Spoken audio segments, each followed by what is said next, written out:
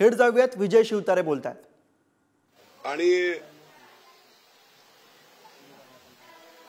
सर्व चर्चा जवळजवळ सव्वा तास चालली आणि एक मताने असा ठराव पास करण्यात आला की जे 2 दिवस माझं मत मी संपूर्ण मीडियामधून सांगितलं होतं की बारामती लोकसभा मतदारसंघ हा काही कोणाचा सातबारा नाही. देशातील 543 मतदारसंघापैकी एक लोकसभेचा मतदारसंघ आहे आणि मालकी कोणाची नाहीये. 6 विधानसभेचे मतदारसंघ आहेत आणि म्हणून पवार पवार पवार हे करण्याऐवजी आपल्याला निश्चितपणे आपला स्वाभिमान जागृत करून आपण लढलंच पाहिजे. विशेषतः अजित पवार 2019च्या निवडणुकीमध्ये मी जरी त्यांच्या मुलाच्या विरुद्ध प्रचार केला होता तो राजकारणाचा एक भाग आणि माझं कर्तव्य म्हणून केला होता, वैयक्तिक नव्हतं केलं. परंतु अजित पवारांनी सभ्यतेची सगळी नीच पातळी गाठली. मी 23 दिवस लीलावतीमध्ये ऍडमिट होतो. मला बायपास करायला सांगितली, मी नाही केली. स्टेंट टाकल्या, फेल झाल्या आणि मी अँब्युलन्समध्ये हा संपूर्ण मी कोण चालू कर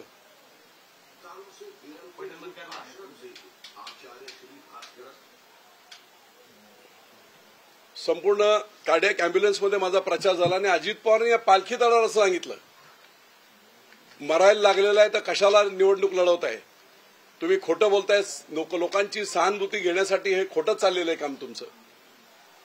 माझ्या गाडीपर्यंत, माझ्या गाडीचा नंबर मग ती कोणाची आहे, कुठच्या कंपनीचे, इथपर्यंत खालच्या थराला अजित पवार आले. आणि तू कसा पुढे निवडून येतो तेच मी आता बघतो.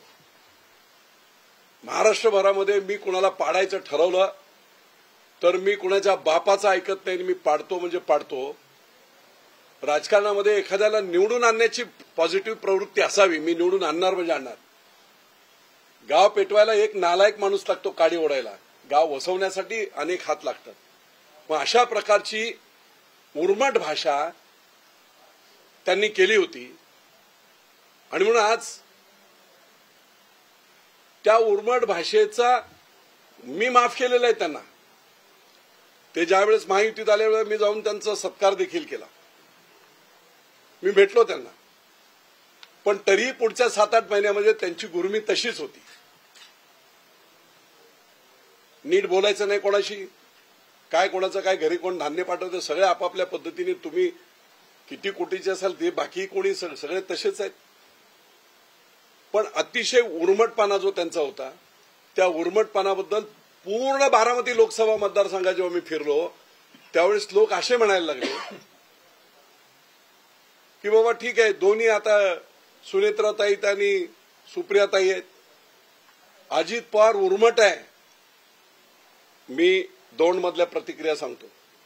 अजित पवार उर्मट आहेत आणि म्हणून आम्ही अजित पवारांना मतदान करणार नाही, त्याच्याऐवजी आम्ही सुप्रिया सुळेंना मतदान करू. काही लोकांचं असं म्हणणं आलं की एका बाजूला लांडगा आहे आणि एका बाजूला वाघ आहे, कुठच्याही पिंजऱ्यात टाकलं तरी तेच आहे.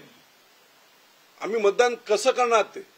आणि जेव्हा माझ्या हे लक्षात आलं जनतेची अडचण, त्यावेळेस मी ठरवलं की 6,86,000 मतदान हे पवारांच्या समर्थनार्थ आहे. या बारामती लोकसभा मतदारसंघ जवळजवळ 5,50,000 ते 5,80,000 मतदार पवार विरोधक आहेत.